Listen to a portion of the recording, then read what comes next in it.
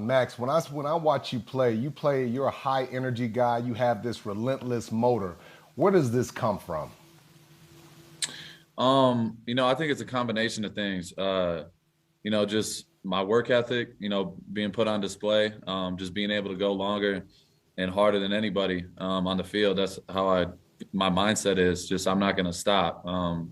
And just working on my craft, constantly over and over and over again, with Coach Marinelli, working on my game and being confident in my moves. Even when I'm tired, I can rely on my technique. So I just know if I'm tired, I know damn well that that tackle is going to be tired too. So it's who's going to tap out first. So that's kind of my mentality, and just keep going until I can't move. That's really where it comes from. Who was your biggest influence as a pass rusher? Did you have that one guy that you said, you know what, I'm going to be like that? Or did you have one guy that you really paid attention to? Growing up, I was a linebacker. Like I played middle linebacker my whole life until my senior year of high school, and I had a big growth spurt. So I was just a fan of the game in general. I've always watched, all different types of players. Receivers, linebackers, whatever it was. So once I started playing DN, I started watching more, film on DNs and seeing, guys like Jared Allen and JJ Watt and like Mario Williams when he came to the league. There's a lot of guys I could think of. But for me, like I never wanted to be like anybody else. I always kind of wanted to be my own version of what I thought my favorite player would look like, if that makes any sense. I always try to take pieces and bits and pieces and learn from people's film and what helped them be successful. But I've always had a vision of what I wanted to be, in the back of my head. And I'm still working, towards that every single day and just trying to be the most complete and, entertaining and energetic person on the field at all times. Well, you're definitely that. I was watching the game, man, and I said one of the keys to the game is make sure that, that Maxx Crosby, you got to chip him, you got to double team him, you got to triple team him. You cannot let him take over the game. You took over the game, over in the fourth quarter. Were you surprised that you didn't get more double teams? Because I saw Jared Cook try to chip you a couple times, but of course, with the energy and emotion that you play with, that didn't slow you down. Yeah, it's something I've been dealing with all year, chips and things like that. And, when you get in those situations, it's that game is win or go home. So, as far as a coaching, perspective, they threw the ball 64 times. So you can only chip so much. If you really want to throw the ball downfield, you can't be chipping every single play. So you just got to take advantage of those one-on-one opportunities, because I know this year I've dealt with, different type of chips or slides or things of that nature. But towards the end, they had to score. They had to push the ball downfield. I think they were down 2 touchdowns towards the end. So I knew I would have more opportunities. That's why I kind of, like you said, like, how can you keep going and keep that motor going? Well, I know I got one-on-one. I'm gonna have more one-on-ones. That gives me, life and energy. It's like, okay, I can keep going. I know he's tired, so I just got to keep going. So yeah, every team has been different. They've given me different looks, chips, and all that. But at the end of the day, you just got to go. You can't think about it. You just got to, work your craft. Awesome, awesome. Coach Bisaccia, like, what do you respect most about him? He's done a really good job for you guys. Yeah, he's been amazing. The main thing for him with me is just he's always going to keep it real. He's an honest guy.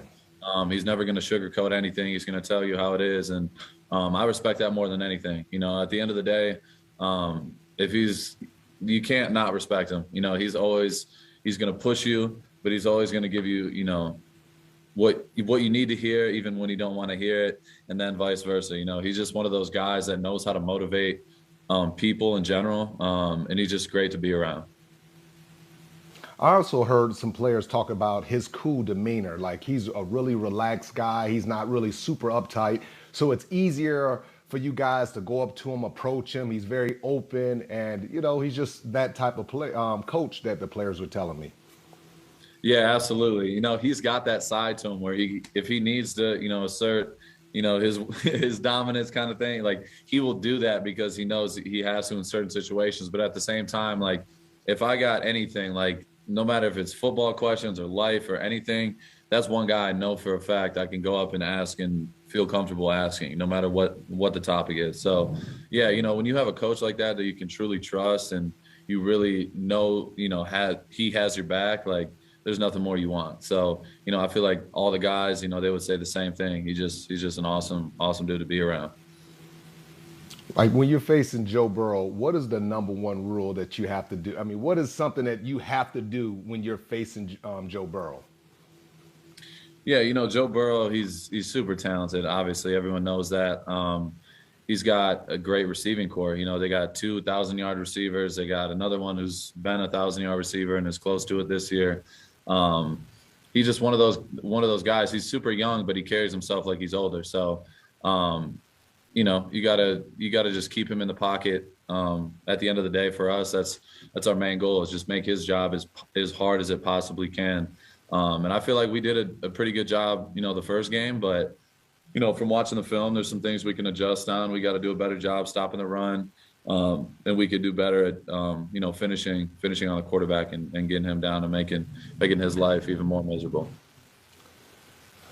What is the biggest difference that you've heard is the biggest difference between playing regular season football and playing playoff football? It's obviously the intensity and all that, the attention to detail. Every play matters.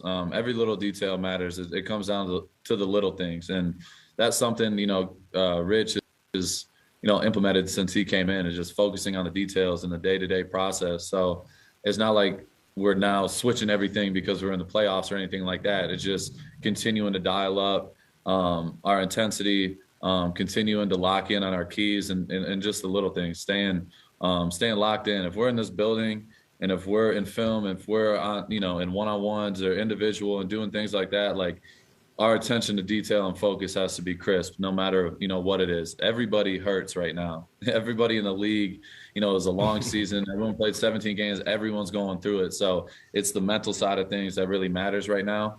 And just staying locked in and taking care of your body. And that's something, Rich has been just preaching nonstop.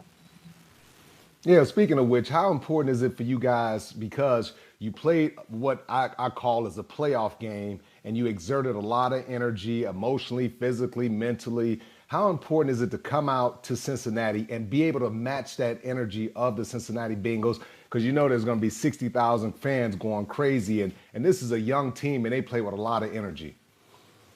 Absolutely. If you just described it perfectly. If you can't get up for that, you got something wrong with you. So at the end of the day, we had a long game and we went through a lot, but nobody cares at the end of the day. And you got to be ready. So whatever it takes. I know me, I've been doing above and beyond as far as recovery and getting myself ready mentally and physically, so I could be at my best on Saturday. I got to ask you, man, how does a dude from Eastern Michigan become one of the baddest pass rushers on the planet? You got to tell me that, Matt. Mindset and just consistency. At the end of the day, doesn't matter where you come from, doesn't matter where you start. It's about how you finish. Right. And I'm far from that. And I know I got a lot of room to grow. I'm still continuing to grow. And I think that's what separates good players from great players. Even when you have success, you can't think you got all the answers now, because I've had success before, but I know in the past I've reacted to it a little bit different. I'm so much more motivated and I feel like mature mentally now, and I still got to keep growing and growing. So I know, listening to guys like Kobe Bryant and Michael Jordan's, those type of guys, you hear them talk, they were never satisfied and they always wanted more. And that's something Marinelli talks about all the time with me. He's like, I want more, I want more, I want more. And that's what keeps me locked in every single week. No matter if I have a good game or bad game, I just got to do more. Find ways in my preparation and find ways to just become the best player I can possibly be. What is your biggest takeaway from that Week 11 film that you watched? Biggest takeaway, I feel like just as a team, our complementary football is where we lacked. I feel like we didn't help each other out. And I feel like these last 4 games, we've really been doing a good job from special teams, offense, defense, playing together, motivating each other, keeping each other up.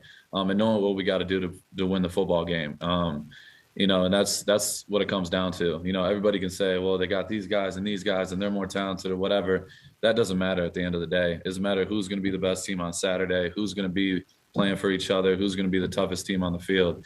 Playoffs at the end of the day, it comes down to who wants to run the ball, who's going to play the cleanest football, and just execute at the highest level. And that's all we got to do. We don't care about numbers or talent or any of that. We're going to show up, I believe, and just be the best version of us on Saturday. Look, I look at Derek Carr, and I said this, like, what quarterback has gone through more adversity than Derek Carr?